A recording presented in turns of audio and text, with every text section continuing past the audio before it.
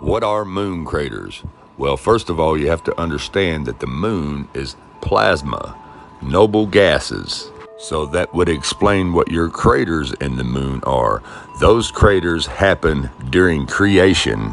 When God made the moon is when those craters appeared. That's why it's always been the same craters on the moon since the invention of the telescope. There's not one new crater up there. All these years, it's all the same craters because they were all formed during the creation of the moon. And the craters are a result of gas entrapment, which means when the moon was being created, the gas entrapment bubbles would burst and cause a crater after they burst. Now, for example, you see this crater here?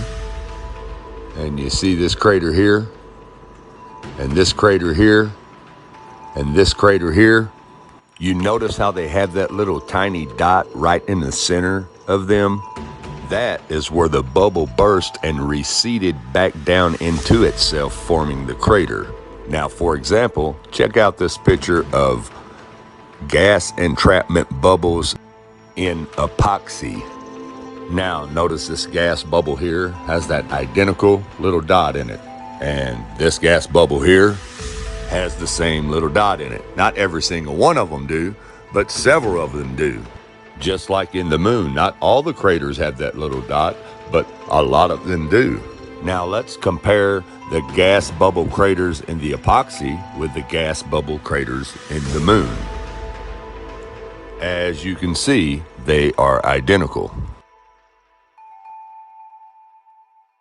So, like I said before, being that the moon is made of plasma, noble gases, that would explain why you have these gas entrapment bubbles that have burst and left craters. And then again, I could be just totally wrong, but you ask a question and that's my theory on it. And like I said before, since the invention of the telescope, there are no new craters on the moon. There's not been one new crater on the moon since we've been able to see the craters on the moon. And I've looked at the moon through telescopes and cameras for hours and hours and hours, and never have I seen a asteroid or a so-called meteor hit the moon and leave a new crater. So that leaves the funny question of asking yourself, well, how did all these craters form from asteroids and meteors, and then all of a sudden in all of our lifetime, they just stop hitting the moon, stop making craters?